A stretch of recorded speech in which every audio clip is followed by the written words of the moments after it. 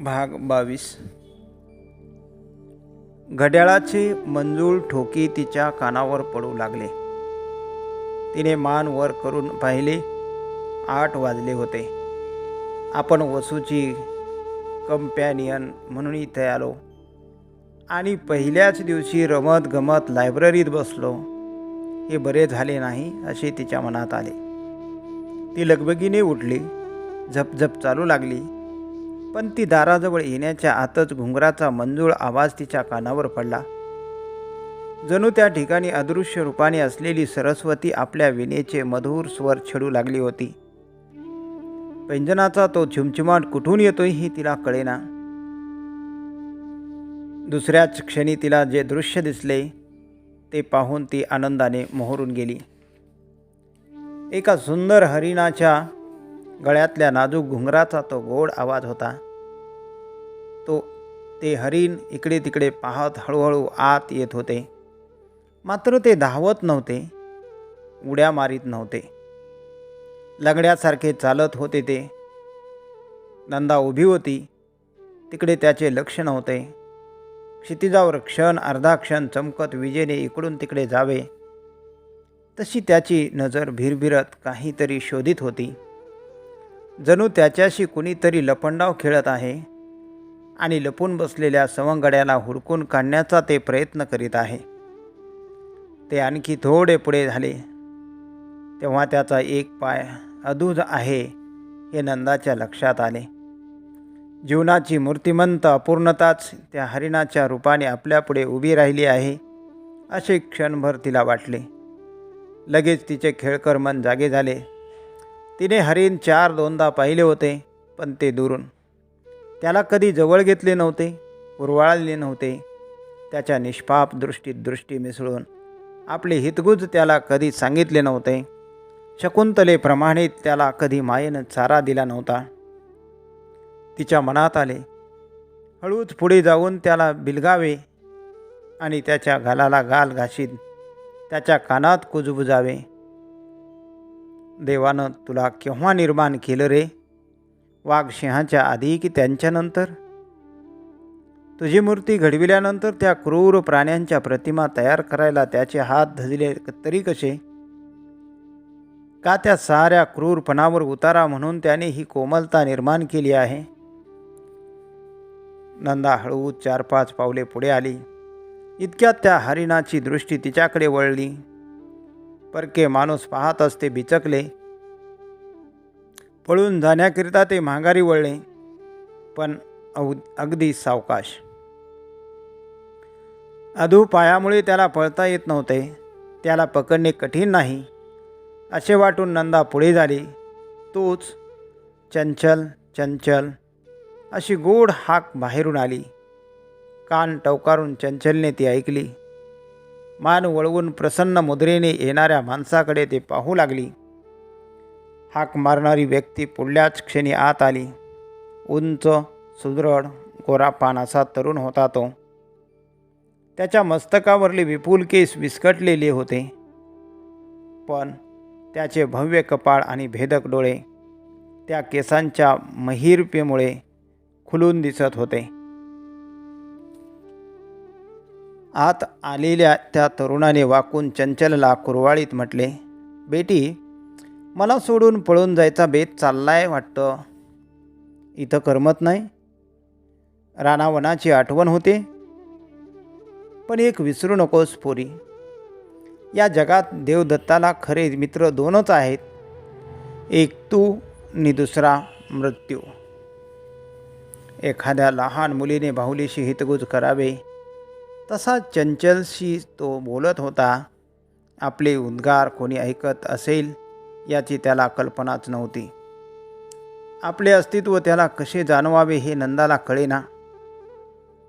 मात्र चुकून जे तिच्या कानावर पडले ते मोठे विचित्र होते. एकाकी आत्म्याचा तो मूक आक्रोश होता. त्याला न कळत तो ऐकणे हा गुन्हा होता. आपले अस्तित्व देवदत्ताच्या लक्षात आणून देणे जरूर आहे असे वाटून तिने हाक मारली, चंचल चंचल. चंचल चमकली. तिच्याकडे वळून पाहत ती देवदत्ताला अधिकच विलगली. नंदाचे शब्द कानावर येताच देवदत्तही दचकला. किंचित पुढे येऊन तिच्याकडे पाहू लागला.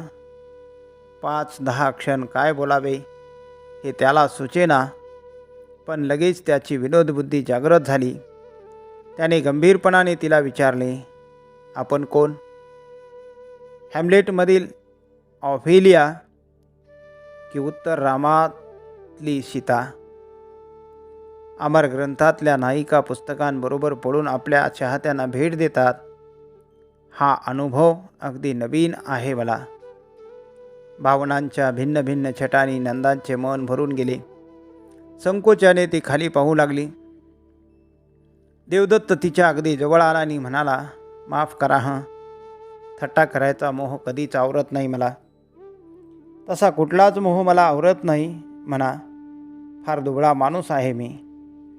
संयम हा शब्दच देवदत्ताच्या कोशात नाही असे माझे मित्र नेहमी म्हणतात. तुम्ही कोण आहात हे मी तर्कानं टाळायला हवं होतं. त्याच्या मनमोकळ्या बोलण्याने नंदाचा संकोच मावळला. त्याच्याकडे स्निग्ध दृष्टीने पाहत मिश्किल स्वराने तिने प्रश्न केला, कोण आहे मी? वकील? वकील? हो, आमच्या राणी सरकारांचे वकील. मात्र तुम्ही आमची सुद्धा चांगली वकिली कराल. ती कशी? मी तर तुम्हाला पहिल्यांदाच पाहते आज. पण मला तुमची सारी माहिती आहे. वसूबरोबर आलात तुम्ही काल रात्री तिची मैत्रीण म्हणून. तुमचं नाव नंदाताई. देवदत्ताला ही माहिती कुठून मिळाली असावी हे नंदाला कळेना. ती कोड्यातच पडली. तेव्हा देवदत्त हसत म्हणाला, मी काही मनकवडा नाही हां. अहो, असली साधी माहिती मिळवणं ही काही मोठी कठीण गोष्ट नाही. वसूचे गुप्तहेर जसे आमच्या दरबारात आहेत तसे आमचे गुप्तहेर तिच्या अंतपुरात आहेत. त्याचे हे शब्द ऐकताच नंदाचा चेहरा गोरामोरा झाला. देवदत्ताच्या ते लक्षात आले. हात जोडीत तो म्हणाला, माफ करा हां नंदाताई, तुम्हाला गुप्तहेर म्हटलं नाही मी. तुम्ही आलाय काल रात्री. इथल्या राजकारणात अजून मोरायचे आहात तुम्ही. तुमचं नाव मला कसं कळलं सांगू का? वसूच्या दिमतीला ती पार्वती आहे ना, तिचा नवरा गंगाराम हा माझा ड्रायव्हर आहे. रात्री बायकोनं नवऱ्याला जी बातमी दिली ती नवऱ्यानं सकाळी धन्याकडे पोहोचती केली. भाग 23. देवदत्त बोलत असताना नंदा क्षणोक्षणी मनात म्हणत होती, वसूला असा उमदा देखणा रसिक आणि श्रीमंत पती मिळाला असून या दोघांमध्ये एक भयानक दरी पसरल्यासारखे आल्यापासून आपल्याला का जाणवत आहे? रात्री ओ सजना हे गाणे आपण म्हणायला सांगितले तेव्हा त्या गाण्यानंच माझा गळा कापला. असे उद्गार वसूने का काढले? ते गाणे ऐकूनच देवदत्तांचे मन तिच्याकडे ओढ घेऊ लागले असेल ना. या पती पत्नीमधल्या दुराव्याचे कारण काही असो, आपण या दोन्ही तीरांना जोडणारा पूल व्हायला हवे. चूक वसूची असेल तर ती आपली मैत्रीण आहे, तिला आपल्याला समजावून सांगता येईल. चूक देवदत्तांची असेल तर हॅम्लेट आणि उत्तर रामचरित यांच्यावर इतके प्रेम करणारा मनुष्य एका निरागस पाडसाशी शकुंतलेसारखे अंतरीचे हितगुज सांगणारा पुरुष पत्नीच्या बाबतीत झालेली चूक दुरुस्त करायला तयार होणार नाही, तिचे दुःख जाणणार नाही, स्वतःचे कर्तव्य ओळखणार नाही. छे, असे होणार नाही. या दोघांमधून विस्तव न जाण्याचे कारण काहीही असो, ते शोधून काढायला हवे, नाहीसे करायला हवे. बोलता बोलता नंदा आणि देवदत्त गोल टेबलाजवळ आले होते. देवदत्ताने एक खुर्ची नंदाकडे सरकविली. दोघेही खुर्च्यात बसली. आपल्या पायापाशी बसलेल्या चंचलला कुरवाळीत देवदत्त म्हणाला, चंचलचा एक पाय अदू आहे, माझाच पराक्रम आहे हा. या चंचलसाठी आज मी जीव टाकायला तयार आहे.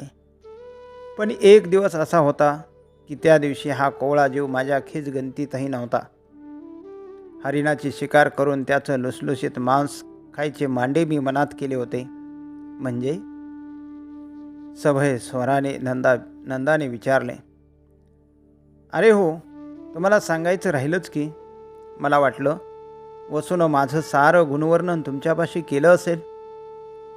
शिकारीचा भयंकर शौक आहे मला. चंदनगडच्या पलीकडल्या जंगलात नेहमी शिकारीला जातो मी. जातो म्हणजे जात असे. वाघसुद्धा आढळतात त्या जंगलात. असाच गेलो होतो एके दिवशी शिकारीला. माझी चहू लागताच या चंचलची आई जीवाच्या भीतीनं पळू लागली. ही पोरगी फार लहान होती. ही घाबरली, गोंधळली. हिला आईबरोबर पळता येईला. हिचा पाय खडग्यात पडून मुरगळला. ही खाली पडली. मी बंदुकीचा नेम धरला, पण त्याचवेळी या पोरटीनं मागं वळून पाहिलं. एका क्षणात माझ्या शिकारीचा कैफ उतरला. त्या कैफाची जागा करुणेनं घेतली. लंगड्या चंचलला घेऊन मी परतलो. ज्यावेळी मिटक्या मारीत हिचं मांस खायचं मी ठरवलं होतं, त्यावेळी हिचं मस्तक मांडीवर घेऊन मी थोपटीत होतो. पशुवैद्य हिच्या पायावर उपचार करीत होते. चंचलची ही कथा ऐकताना देवदत्तांच्या स्वभावात लोकविलक्षण उत्कटता आहे हे नंदाच्या लक्षात आले. न कळत अथेलो आणि लिअर तिच्या डोळ्यापुढून तरळून गेले. टेबलावर पडलेल्या हॅम्लेटकडे तिचे लक्ष गेले. ते तिला जाणवलेल्या या साम्यामुळेच. सहज विचारल्यासारखे करीत ती म्हणाली, रात्री बसला होता वाटतं इथं तुम्ही. रात्री? रात्रभर. हल्ली मन फार बेचैन झालं की मी कुठंतरी दूर निघून जातो, नाहीतर पुस्तकांच्या या बागेत येऊन बसतो. पण काही वेळा ही बागसुद्धा स्मशानासारखी वाटायला लागते. बोलता बोलता देवदत्त हसू लागला. त्याचे हे हसणे मोठे विचित्र वाटले नंदाला, वेड्यासारखे. पुस्तकावर देवदत्तांची अपार भक्ती आहे, मग या स्मशानाची कल्पना त्याच्या मनात का यावी? काही केल्या हे कोडे तिला सुटेना. रुष्ट स्वरात ती म्हणाली, हे सरस्वतीचं मंदिर आहे, स्मशान नव्हे.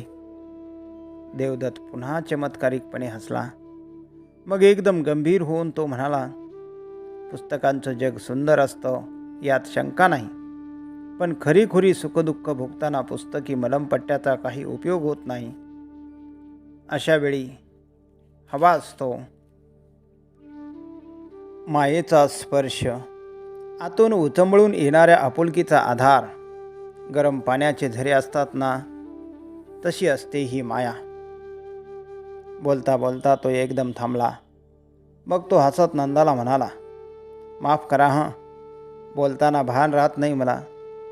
मनात जे खदखदत असतं ते उसळून बाहेर पडतं. मी तरी काय करू?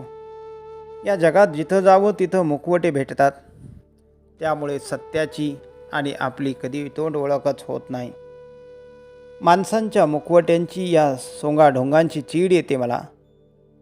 नंदाताई, हे जग जसं दिसतं तसं आहे असं मानून तो चालतो, त्याला पावलोपावली ठेचा लागतात. त्याची सारी बोटं रक्तबंबाळ होतात. म्हणून सांगतो तुम्हाला, या जगात सज्जनाचा विजय होतो तो फक्त या कपाटातल्या नाटकात नि कादंबऱ्यात. या सरस्वतीच्या मंदिरातनं बाहेरच्या पैशाच्या, प्रेमाच्या, कीर्तीच्या आणि सत्तेच्या बाजारात जाऊन बघा. म्हणजे जिथं सज्जन कसे सुळावर जातात हे तुम्हाला दिसेल. हे सारे कवी शुद्ध निर्मळ दाम्पत्य प्रेमाचे गोडवे गातात, पण पृथ्वीवर उतरणाऱ्या प्रत्येक रात्रीला किती भयानक प्रकारचे व्यभिचार पाहावे लागतात ते तिलाच विचारा. नंदाताई, या जगावर सत्ता चालते ती अंध आसुरी वासनेची, डोळस दैवी भावनेची नाही. टेबलावरले हॅम्लेट उचलीत तो मोठ्या उल्हासाने उद्गारला. या सरस्वतीच्या मंदिरातल्या बड्या मंडळीत सत्य सांगण्याचा प्रयत्न करणारा एखादा मनुष्य अधूनमधून मिळतो. हा शेक्सपियर असा एक दुर्मिळ सद्गृहस्थ आहे. मला सुद्धा शेक्सपियर फार आवडतो, नंदा बोलून गेली. मग आपल्या मैत्रीवर शेक्सपियरनंच शिकामोर्तब केलं म्हणायचं. क्रूर सत्याच्या नजरीला नजर देण्याचं धैर्य तुमच्या माझ्या या जानी दोस्तात आहे. बाकीचे लेखक आई थोर तुझे उपकार म्हणून गळा काढण्यात आनंद मानतात. पण जन्म देणारी आई मुलाचा जीव घेणारी वैरीण कशी होते हे सांगण्याचं धैर्य फक्त हॅम्लेट लिहिणाऱ्या या शूर साहित्यिकानंच दाखवलं आहे. बंदुकीतून गोळ्या मागून गोळ्या सुटाव्यात तसा तो बोलत होता. त्याचे बोलणे ऐकताना नंदाला दासबाबूंची पुन्हा पुन्हा आठवण होत होती. बोलायला लागले म्हणजे ते असेच बोलत राहायचे, पूर आलेल्या ओढ्यासारखे. देवदत्तांचे हे सारे बोलणे ऐकताना तिचे मन एका बाजूने जसे प्रफुल्लित होत होते तसे दुसऱ्या बाजूने ते भयभीतही झाले होते. विजेच्या दिव्यांचा प्रकाश असलेल्या पण कधीही न संपणाऱ्या बोगद्यातून आपण जात आहोत असे तिला सारखे वाटत होते. तिने हळूच प्रश्न केला, थोडं विचारू का? थोडं? हां. हे थोडं बिडं आपल्याला मंजूर नाही. माणसानं कुठल्याही गोष्टीत कदरू होऊ नये. मग ती गोष्ट कुणाकरिता जीव द्यायची असो नाही तर स्वतःचा जीव घ्यायची असो. देवदत्ताच्या या शेवटल्या शब्दांनी नंदाचे अंग शहारले. त्याच्या या मुलखा वेगळ्या बोलण्यात वेडाची छटा नाही ना अशी शंका तिच्या मनात आली. त्याला थोडे छेडल्याशिवाय तिचे निरसन होणे शक्य नव्हते. म्हणून तिने हसत हसत त्याला चिमटा घेतला. तुम्ही या सरस्वती मंदिराला स्मशान म्हणता, पण काल रात्रभर तुम्ही या स्मशानातच बसला होतात ते का? तिच्या बोलण्याचा त्याला राग आला नाही. तो शांतपणे उतरला. कालची रात्र मी काढणार होतो गाण्याच्या धुंदीत, पण आमच्या दोस्तांनी जी गाणारी पोरगी आणली तिच्या गळ्याची धुंदी मला काही केल्या चढेना. म्हणून बैठकीतनं मी हळूच उठलो. पायाशी बसून पेंगणाऱ्या चंचलचे तोंड वर करीत देवदत्ताने विचारले, सच है बेटी? मग तो नंदाकडे वळून म्हणाला, ही तेवढी माझ्याबरोबर इथं आली. या दुःखानं भरलेल्या जगात मनुष्य सुखाने जगू शकतो तो फक्त 2 मार्गाने. सर्व संवेदना मारून मनानं बधीर होऊन हिंस्र पशुसारखं जगणं हा झाला पहिला मार्ग. या तऱ्हेनं जगण्याचा मी प्रयत्न केला, पण मला त्यात यश आलं नाही. जगण्याचा दुसरा पंथ आहे कुठल्या तरी धुंदीत जीवनाचा क्षण निक्षण वेचण्याचा. मग ती धुंदी शिकारीची असो किंवा संगीताची असो, साहित्याची असो किंवा मदिरेची असो, नाहीतर मदिराक्षीची असो. बोलता बोलता तो थांबला आणि म्हणाला, पाहिलं, हे माझं तारू असं भरकटतं गाणं सोडून मी रात्रभर इथं वाचित बसलो होतो ते का हे सांगू? या स्मशानात शंकरासारखा मी रमतो म्हणून. किंचित हसल्यासारखे करीत तो पुढं म्हणाला, माफ करा हं मला. एका वेड्याची बडबड म्हणून हे सारं बोलणं विसरून जा. या जगात ढोंग सोंग इतकी माजली आहेत की खोट्या सभ्यतेचं नाटक करून माझ्यासारख्यानं त्यात भर घालायची काही गरज नाही. एखाद्या वेळी हे सारं असह्य होतं. वाटतं या चंचलवर जिनं नेम धरला होता ती बंदूक घ्यावी. हेमिंग्वे मला फार आवडतो. बोलता बोलता तो चंचलशी खेळू लागला. त्याने तिला हसत विचारले, सच है बेटी? त्याच्या शेवटल्या शब्दांनी नंदा अस्वस्थ झाली. देवदत्तांच्या मनात कसले तरी भयंकर वादळ घोंगावत आहे आणि त्याचे भयानक प्रतिध्वनीही शब्दांच्या द्वारे आपल्याला ऐकू येत आहेत असे तिला वाटले. ती घाईघाईने उठत म्हणाली, 9 वाजायला आले. वसू उठली असेल. आपल्या परवानगी वाचून मी इथं आले. ओळख देख नसताना बरोबरीच्या नात्यानं बोलले, याबद्दल मला क्षमा करावी आपण. खुर्चीतून उठत देवदत्त म्हणाला, खरं म्हणजे मीच क्षमा मागायला हवी तुमची. फार जुनी ओळख असल्यासारखी मी जीभ सैल सोडली तुमच्यापुढं. तुम्हाला चहा विचारायची देखील शुद्ध राहिली नाही मला. मात्र एक लक्षात ठेवा, मी कडवटपणानं हे स्मशान आहे असं मगाशी म्हटलं, पण ते खरं नाही. हे नंदनवन आहे. मला कुठलंही पुस्तक केव्हाही वाचायची लहर येते, म्हणून कपाटांना कुलप घातलेली नाहीत. हवं तेव्हा इथं येत चला. आवडतील ती पुस्तकं वाचायला घेऊन जा. चहा लागला तर बाहेरच्या नोकराला सांगा. पुन्हा केव्हा गाठ पडली आपली तर खूप खूप बोलू. नंदाला पोचविण्याकरता देवदत्त दारापर्यंत आला. त्याला नमस्कार करून ती पायऱ्या उतरणार तोच त्याने विचारले, मधुरा बरी आहे ना?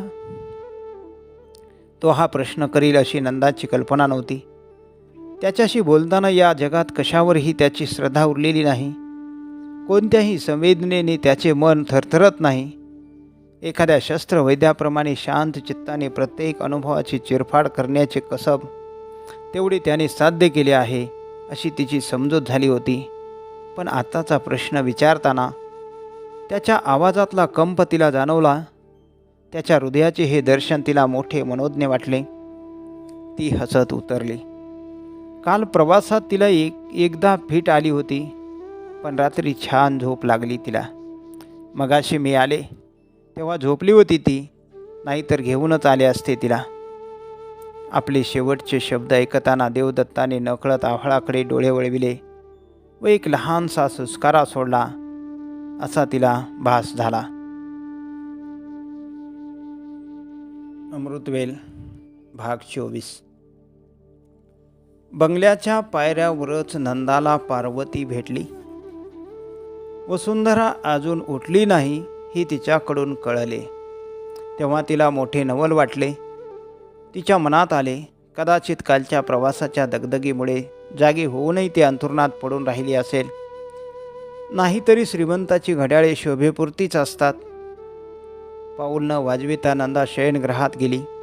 वसुंधरेच्या पलंगापाशी जाऊन उभी राहिली.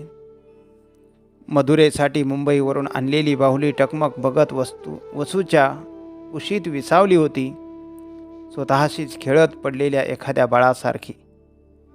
ती बाहुली पाहून नंदाला हसू आले. वसूच्या या नादिष्टपणाचा अर्थ काय करायचा? तिला मुलांची फार हौस आहे का? की 9 वाजून गेले तरी वसुंधरा गाढ झोपली होती. मात्र तिचे मिटलेले डोळे किंचित सुजल्यासारखे दिसत होते. म्हणजे वसू रात्रभर मनातल्या मनात कुढत आणि रडत बसली होती की काय? वसूच्या उशालगतच्या टेबलाकडे नंदाची दृष्टी गेली. कसली तरी औषधाची बाटली दिसत होती. तिथे टेबलाजवळ जाऊन नंदाने ती पाहिली. झोपेच्या गोळ्यांची बाटली होती ती. नंदा मनात सरकली. देवदत्तांचे मघाशी उद्गारही तिला आठवले. किती विचित्र होते ते. मनुष्य सुखाने जगू शकतो तो धुंदीत, मग ती धुंदी कसली असो. या उद्गारांचा आणि या झोपेच्या गोळ्यांचा काही संबंध असेल का? ही दोघे असे एकाकी दुःखी जिने का जगत आहेत? अमृतवेल भाग 25. सारा दिवस नंदा नकळत देवदत्ताविषयी विचार करीत राहिली. मध्येच एक विचित्र कल्पना एका हाताने गुदगुल्या करीत आणि दुसऱ्या हाताने चिमटे काढीत तिच्या मनाशी खेळू लागली. शेखरच्या आधी देवदत्त आपल्या आयुष्यात आला असता तर? या कल्पनेचा तिला राग येत होता, पण तिला बाहेर ढकलून मनाची दारे बंद करून घेण्याचे सामर्थ्य तिच्या अंगी नव्हते.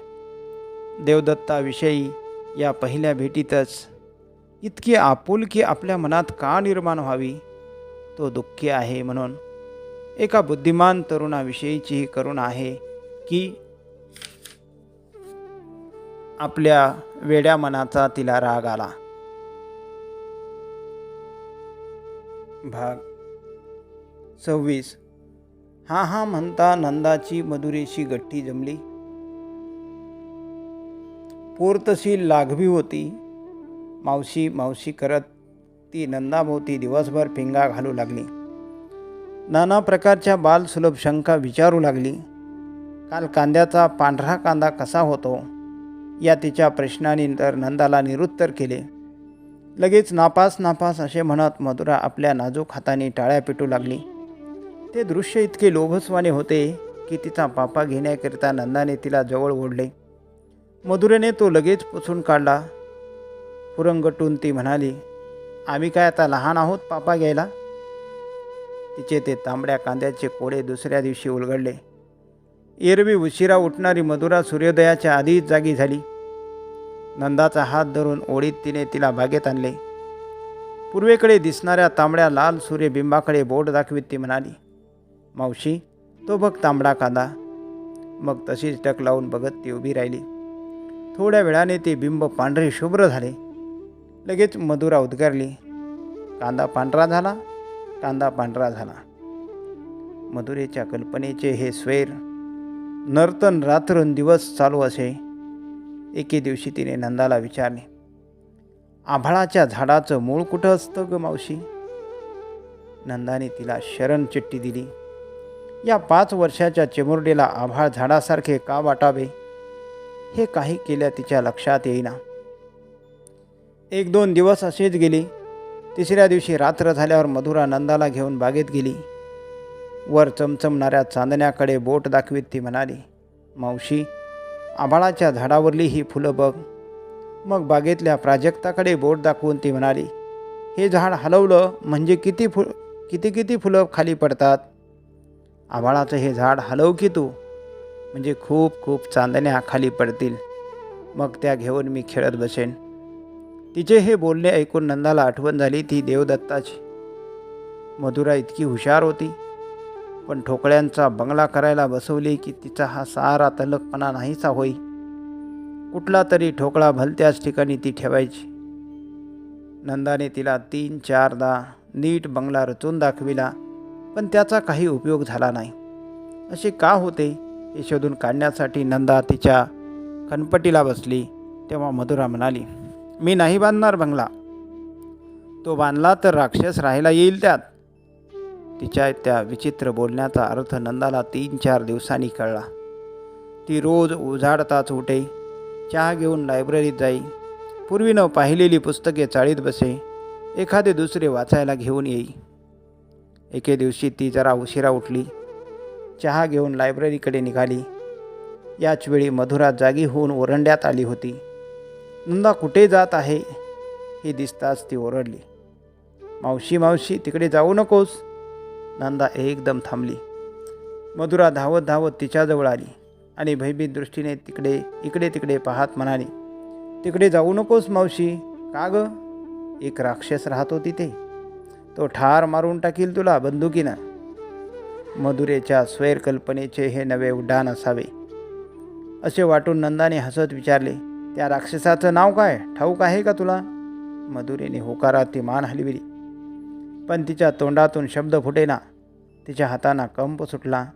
मुद्रा एकदम पांढरी फटक झाली. नंदाच्या हातातला तिचा हात घामेजला. विलासपूरला आल्यापासून तिला फीट आली नव्हती. ही फीट येण्याची पूर्वचिन्हे आहेत हे ओळखून नंदा तिला उचलून आत नेणार होती, पण मधुरेच्या हाताचा कंप हळूहळू थांबला. तिचा चेहरा थोडा उजळला. नंदाला वाकवून तिच्या कानात कुजबुजत ती म्हणाली, कुणाला सांगू नकोस हा मावशी. त्या राक्षसाचं नाव आहे भाईसाहेब. भाईसाहेब? भाईसाहेब कोण? माझे बाबा. आई देवदत्त म्हणते ना त्यांना. भाग 27. रात्री अंथरुणावर पडल्यावर नंदा मधुरेच्या या उद्गाराचा विचार करू लागली. देवदत्तांना राक्षस म्हणायला कोणी शिकवले? वसुंधरेने का? तिने असे भोगले आहे तरी काय? वसुंधरेच्या विचित्र वागणुकीमुळे या प्रश्नांची उत्तरे मिळणेही शक्य नव्हते. विलासपूरला गेल्यावर आपण दोघी मनमोकळेपणाने गप्पा गोष्टी करू, सकाळ संध्याकाळ फिरायला जाऊ, चंदनगडची सहल करू असे वसुंधरा मुंबईत म्हणाली होती. पण इथे आल्यावर मुंबईतली वसू पार बदलून गेली होती. एखाद्या जादूगाराने माणसाचा दगडी पुतळा करावा तशी. ती 9 वाजता उठे. उदास मुद्रेने, जड पावलांनी आणि अबोलपणाने तिचा सारा कार्यक्रम सुरू होई. चहाच्या व जेवणा खाण्याच्या वेळा सोडल्या तर सारा दिवस वरच्या छताकडे टक लावून पाहत ती पलंगावर पडून राही. तुला बरं वाटत नाही का? काही वाचून दाखवू असे नंदा अधूनमधून मोठ्या मायेने विचारे. कपाळाला आठी घालून वसुंधरा उत्तर देई, पुस्तक बघितलं की माझ्या तळपायाची आग मस्तकाला जाते. सारी मेली खोटारडी, त्यातलं प्रेम खोटं, सुख खोटं, सारं सिनेमासारखं खोटं. शंकुतल लिहिणारा तो कालिदास मला भेटायला हवा एकदा, त्याला असा फैलावर घेणार आहे मी. वसूचे असले बोलणे ऐकले की तिच्या विचित्र वागणुकीचे कोडे अधिकच गुंतागुंतीचे होई. श्रीमंताच्या घरी कान असून ऐकायचे नसते आणि डोळे असून पाहायचे नसते आणि तोंड असून बोलायचे नसते हे नंदा जाणत होती. भोवताली वावरणाऱ्या नोकरा चाकरांशी ती कामापुरतेच बोले. त्यांच्या आपापसातल्या कुजबुजीकडे ती सहसा लक्ष देत नसे. मात्र या अलिप्तपणातूनही जे काही तिच्या कानी पडे त्यामुळे देवदत्त आणि वसुंधरा यांच्यातल्या दुराव्या संबंधी तिच्या मनाचा अधिकच गोंधळ होई. गालीचा विणायला बसावे आणि गोधडी तयार व्हावी तसा तिच्या साऱ्या तर्काचा शेवट होई. एके दिवशी तर हा अनुभव तिला फार तीव्रतेने आला. लायब्ररीतून आणलेले पुस्तक चाळीत ती वरांड्यात बसली होती. आज मधुरेचे केस कापायचे होते. जहागीरदारांचा पिढीजात म्हातारा कारागीर मुंबईला जाऊन नव्या फॅशनी शिकून आलेल्या आपल्या नातवासह या कामगिरीवर आला होता. ताईसाहेब अजून उठल्या नसल्यामुळे पलीकडेच ते दोघे गप्पा मारीत आपला वेळ घालवित होते. म्हाताऱ्याच्या बोलण्यातले थोरले सरकार हे शब्द नंदाच्या कानावर पडले तेव्हा कुठे तिचे लक्ष त्यांच्या गप्पांकडे गेले. हातघाईच्या लढाईत जय मिळवून आलेल्या शूरवीराप्रमाणे थोरल्या सावकारांची दाढी आपण झोपेतच कशी केली हे बुड्ढे बाबा तिखट मीठ लावून सांगत होते. दौलत, तुझ्यासारखा कारागीर विलायतेत जन्माला यायला हवा होता. व्हिक्टोरिया राणीनं तुझ्याकडनं केस कापून घेतले असते. असे सर्टिफिकेट देऊन थोरल्या सरकारांनी आपली पाठ कशी थोपडली याचे आजोबांनी मोठ्या रसाळपणाने वर्णन केले. तेव्हा नंदाची खूप करमणूक झाली. ती त्याचे बोलणे लक्षपूर्वक ऐकू लागली. त्या वृद्धाच्या वाघगंगेचा ओघ हळूहळू थोरल्या सरकारांच्या देवभक्तीकडे वळला. हिमालयातून त्यांनी आणलेले गुरु किती तेजपुंज होते. त्यांची दाढी किती काळी कुळकुळीत होती. ते आपल्या मंत्राने मेलेली फुलपाखरे कशी जिवंत करीत असत. ते काही वर्षांनी कसे बेपत्ता झाले. सरकारांनी त्या दुःखाने चंदनगडच्या घारकड्यावरून उडी टाकून कसा जीव दिला वगैरे गोष्टी चविष्टपणाने सांगून आजोबाने शेवटी भाष्य केले. थोरल्या सरकारांनी जीव दिला ही शाप खोटी गोष्ट आहे. तेसनी न्यायला विमान आलं असावं तुकोबागत. हे सारे ऐकताना नंदाची हसवून हसवून मुरकुंडी वळली. पण देवदत्त आणि वसुंधरा यांच्या वैमनस्यातील रहस्याचा जो शोध ती करीत होती तो मात्र तिला अधिक कठीण वाटू लागला. एक निराळेच विचारचक्र तिथे सुरू झाले. चंदनगडच्या घारकड्यावरून देवदत्ताच्या वडिलांनी उडी टाकून आत्महत्या केली ती का? हिमालयातून आणलेला गुरु बेपत्ता झाला म्हणून का त्यांना वेडबीड लागले होते? या घराण्यात अनुवंशिक वेड तर नाही ना? देवदत्ताचे बोलणे ऐकताना एक दोनदा या संशयाची पुसट सावली तिच्या मनावर पडून गेली होती. आता ती शंका तिच्या मनात पुन्हा मूळ धरू लागली. देवदत्त कितीही रसिक आणि उमदा असला तरी अधूनमधून त्यालाही अनुवंशिक वेळाची लहर येत असावी. कदाचित मधुरेच्या फिट्सचाही या गोष्टीशीच संबंध असेल. नवऱ्याच्या वेडापायी वसूने काय काय छळवाद सोसला असेल तो तिलाच माहीत. या छळामुळेच कातावून मधुरेच्या समोर देवदत्ताला उद्देशून राक्षस हा शब्द वसूने अनेकदा उच्चारला असला पाहिजे. त्याशिवाय का त्या बाळजीवाने जन्मदात्या पित्याची अशी धास्ती घेतली असेल? या विचारचक्राचे भ्रमण शेवटी थांबत असे ते एका प्रश्नचिन्हापाशी. प्रीतीचा अर्थ काय? देवदत्ताला वसुंधरा आवडली म्हणजे तिचे रूप आणि गळा आवडला. वसुंधरेला देवदत्त पसंत पडला म्हणजे त्याचे रूप आणि श्रीमंती तिला आवडली.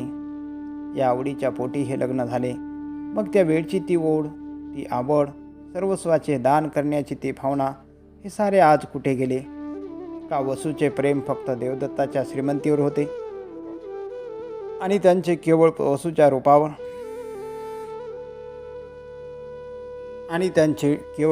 रूपावर तिच्या गळ्याच्या गोडव्यावर होते. खेळणे मिळेपर्यंत लहान मुलाला ते हवेसे वाटते. ते मिळाले की त्याची मोडतोड करायला ते कमी करीत नाहीत. प्रेम हे असेच एक खेळणे आहे का? वसुंधरा आणि देवदत्त, सावित्री व सत्यवान हॅम्लेटची आई आणि तिचा पती किती भिन्न भिन्न तऱ्हांची ही जोडपी. ही माणसे प्रथम एकत्र आली ती एकमेकांच्या आयुष्यात स्वर्ग निर्माण करण्यासाठी. पण प्रत्येक जोडप्याचे प्रेम ही दुसऱ्या कुणाही जोडप्याच्या अनुभवाशी न जुळणारी नवलकथा असते काय? वसुंधरा जहागीरदारी झाली हे तिचे सुदैव का दुर्दैव? तिच्या लग्नाला उणीपुरी 6 वर्ष झाली असतील, पण एवढ्या देवदत्तांना ती डोळ्यासमोर नकोशी व्हावी. त्यांचे प्रेम असे सुकून जावे. उन्हाळ्यात नद्या आटतात, हिवाळ्यात त्या गोठून जातात, पण समुद्र कधीच आटत नाही, कधीच गोठत नाही. या विचारचक्रात मधूनच एक प्रश्न एखाद्या काट्यासारखा तिच्या मनात सलू लागे. शेखरला आयुष्य लाभले असते तर आपला संसारही असाच कोमेजला असता का?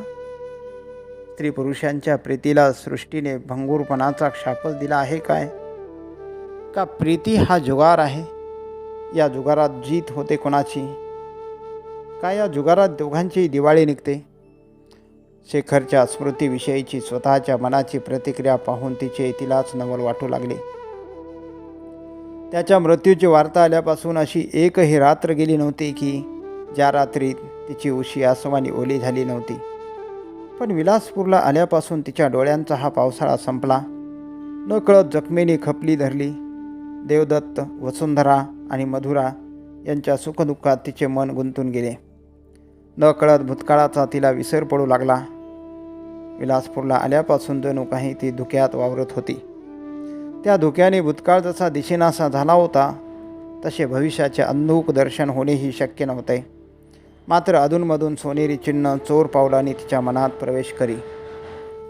नाचऱ्या झऱ्याप्रमाणे चालणारी मधुरेची बडबड ऐकताना नवनव्या अलंकाराप्रमाणे वाटणारी, देवदत्तांच्या लायब्ररीतली पुस्तके हाताळताना आणि तिथे गेले की घुंगरवाळा वाजविणाऱ्या बाळाप्रमाणे छुमछुम करीत तिच्याकडे येणाऱ्या चंचलला कुरवाळताना या सोनेरी उन्हाचा साक्षात्कार तिला होई. चंचलच्या मुख्याप्रेमाने तर ती गहिवरून जाई. तिच्या मनात येई, सारे जग असेच निष्पाप असते तर किती बरे झाले असते.